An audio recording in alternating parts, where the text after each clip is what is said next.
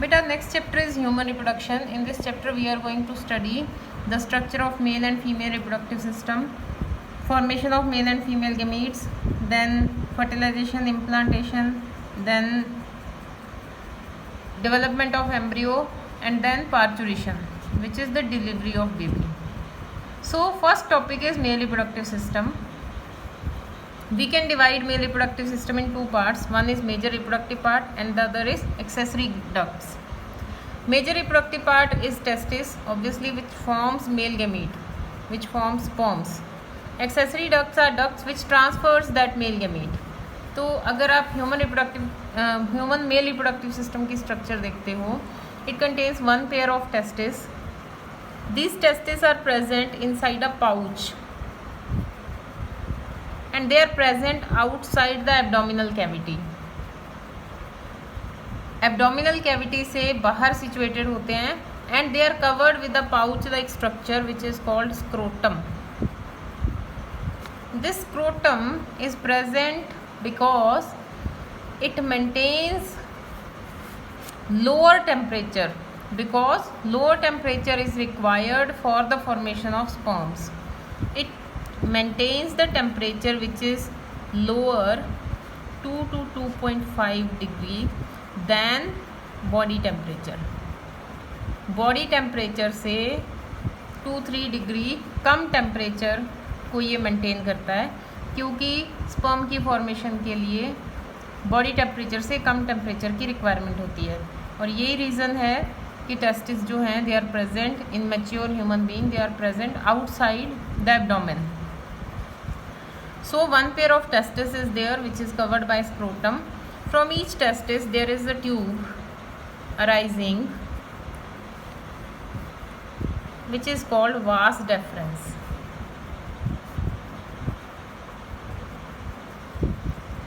तो major reproductive part testis आ गया. उसके बाद ये एक्सेसरी डक्ट है, ये ट्यूब है. वास डेफरेंस दोनों तरफ की यूरिनरी ब्लैडर में पहुंचती है.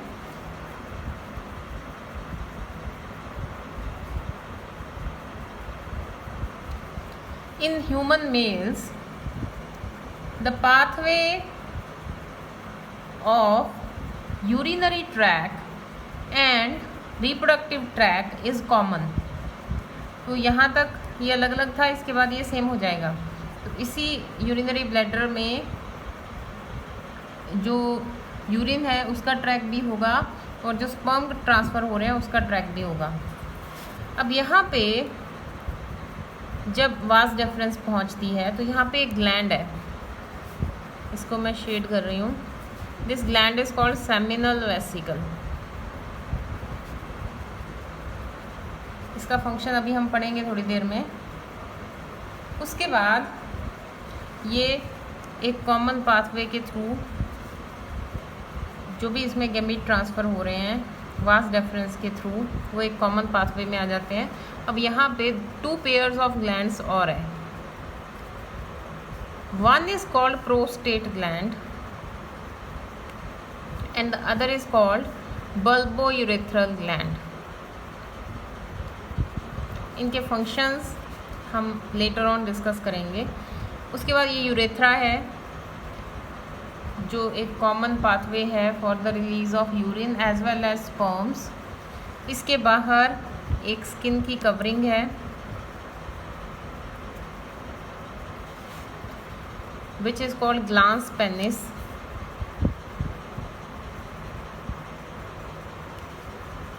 और यहाँ पे स्किन का फोल्ड है जो यूरेथ्रा से थोड़ा आगे बढ़ा हुआ होता है, यूरेथ्रा से थोड़ा आगे की तरफ स्ट्रेच्ड होता है, which is called foreskin. So this is the simple basic structure of male reproductive system. We will take all of these one by one.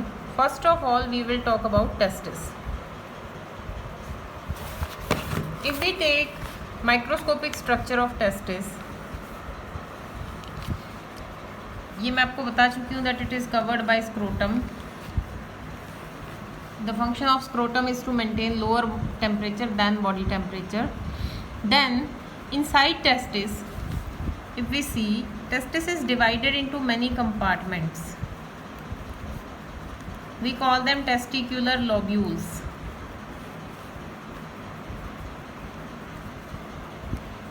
These compartments are called testicular lobules.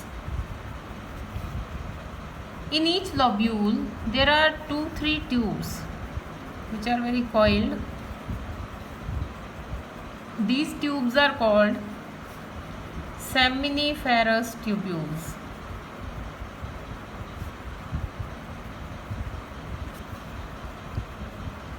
तो जो testis है तो बहुत सारे compartments में divided है. हर compartment को हम टेस्टिकुलर लोब्यूल बोलते हैं.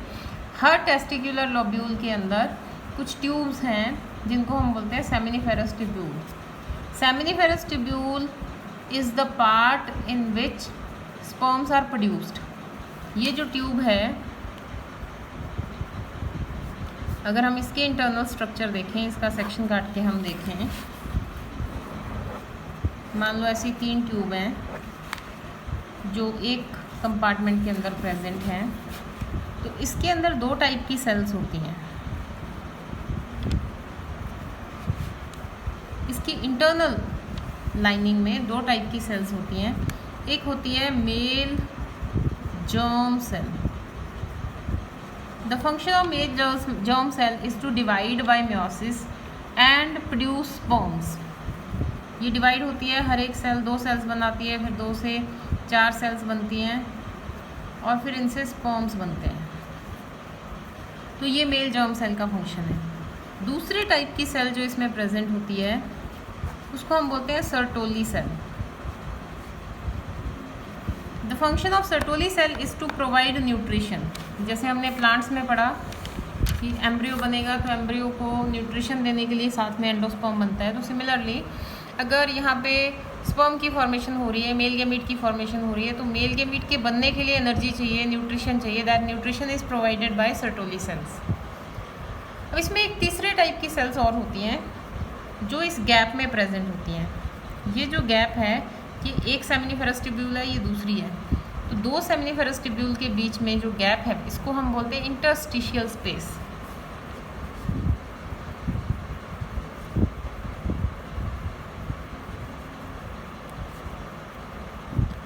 इस गैप के अंदर भी कुछ सेल्स प्रेजेंट होती हैं. इन सेल्स को बोलते हैं इंटरस्टिशियल सेल्स, या इनका दूसरा नाम है लीडिंग सेल्स. इंटरस्टिशियल सेल्स या लीडिंग सेल्स का फंक्शन होता है to secrete male hormone, that is testosterone. तो जो टेस्टिस है इसके 2 फंक्शन हैं. आपने पहले भी पढ़ा है, हमने एंडोक्राइन ग्लैंड वाला जो 11th में चैप्टर पढ़ा है उसमें भी हमने पढ़ा है. The testis performs 2 functions. One is as reproductive part, it performs the function of making male gametes or sperms. Second function, it acts as endocrine gland and it secretes male hormone which is testosterone. So the function of making of sperms is produced by this part which is on the inside of seminiferous tubule. The function of male hormone secretion is performed by this part which is present on the outside of seminiferous tubule. So this is the internal structure of testis.